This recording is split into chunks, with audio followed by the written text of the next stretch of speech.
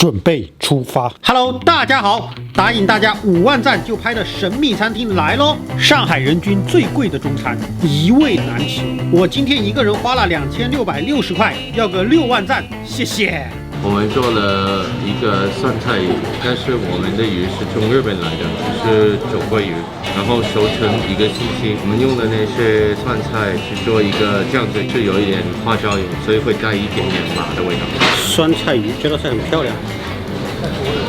先吃块鱼，酸菜鱼大家都吃过，可这道还真不一样，不辣不酸不呛，鱼肉还挺韧的，不是走的嫩的路线。应该是烤过一下，把鲑鱼籽垫在上面来吃一下。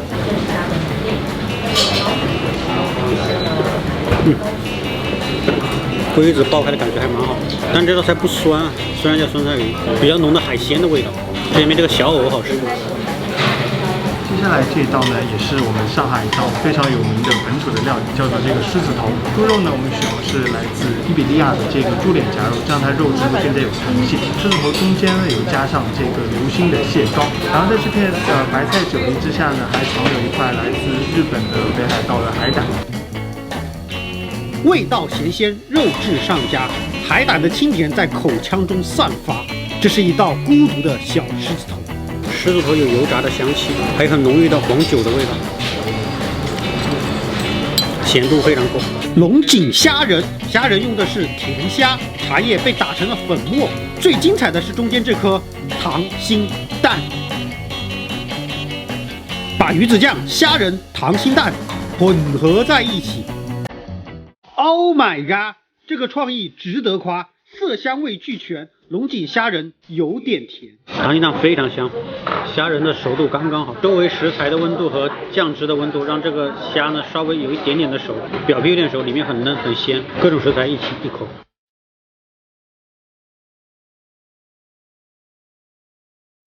有一点点烟熏的茶香味出来了，非常好吃。这道菜是我们从小到现在是很爱吃因为我们2位是从香港出生，所以我们很喜欢吃叉烧包。但是这一款叉烧包是没有猪肉，我们做的是海鲜类的，然后里面是用法国的蓝龙虾，然后花椒跟梅干菜。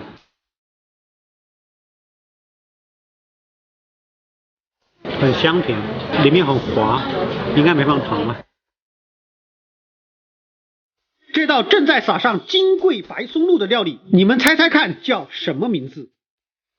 白菜豆腐我们小的时候在北京，我爸爸妈妈他们每一个冬天他们要排队去买白菜，所以我们用了2种白菜去做底下那个酱汁，然后豆腐的部分是日本的河豚白子，上面的话是意大利的白松露，香的不得了，太香了。Oh my god！ 豆腐白菜值得夸。名字低调却很奢华，极致的香味在口腔中散发。白子是真正的入口即化，好滑，一含到嘴里就化了，并且处理得很好，没有腥味。经常看我视频的小伙伴应该都知道，白松露其实是没什么口感，也没什么味道的，吃起来就像薄薄的面衣一样。但是最关键的是它很香，它跟黑松露香还是不一样的，非常的鲜香，有点类似海鲜的香味，不像黑松露是泥土的香味，而白子大家都知道是什么吧？所以这2个东西加在一起就是极致的鲜美和香浓。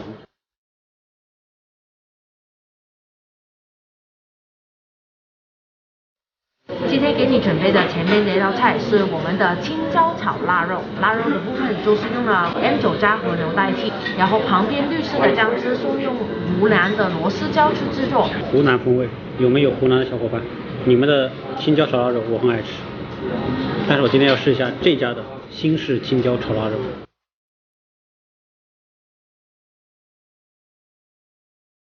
好单纯的味道啊，呛辣味，牛肉的香味没了，不像以往的青椒炒腊肉都有一些酱油味在里面，这道菜是完全没有酱香味的，微酸，还是蛮好吃的。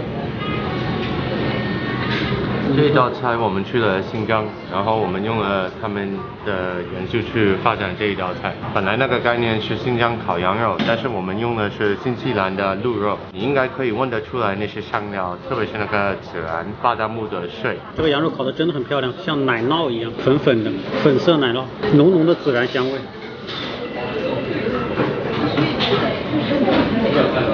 这个羊肉的口感非常好，很饱满，但是肉质呢又很细嫩，我觉得不沾这个酱就已经很好吃了。沾了一点酱汁吃一下，有种奶油冰淇淋的香味。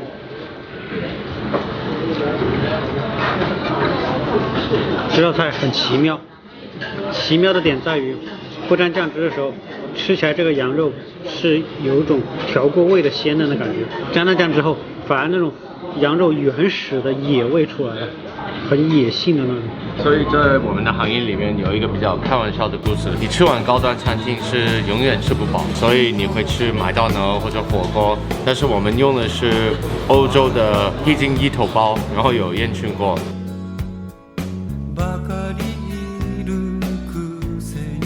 整体的味道跟腊肉非常像，很浓的烟熏气，但是没那么咸，比较淡，加一点紫苏盐。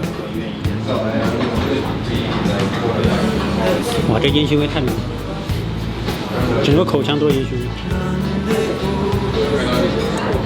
鲍鱼吃起来是很 Q 的，不是特别嫩，但是很厚实，要多嚼两下。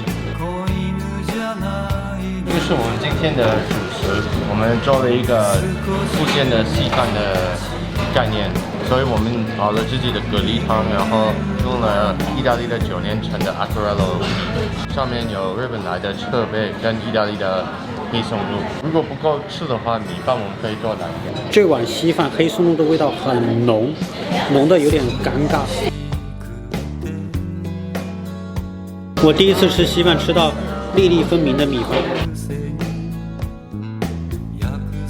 海鲜与黑松露香气无与伦比，浓郁到极致的一道稀饭。我们第一道甜品，这是我们自己做一个汤圆，它本身内馅是一个松子内馅。现在我已经倒这款茶呢，是一个八宝茶，它是用那些枸杞、红枣，然后玫瑰花等香料熬的。然后这个碗是一个古代皇室用的一个高脚碗，它是黄色，是代表男士。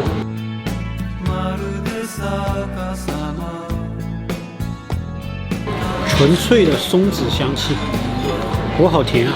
个人不太喜欢吃太甜的东西。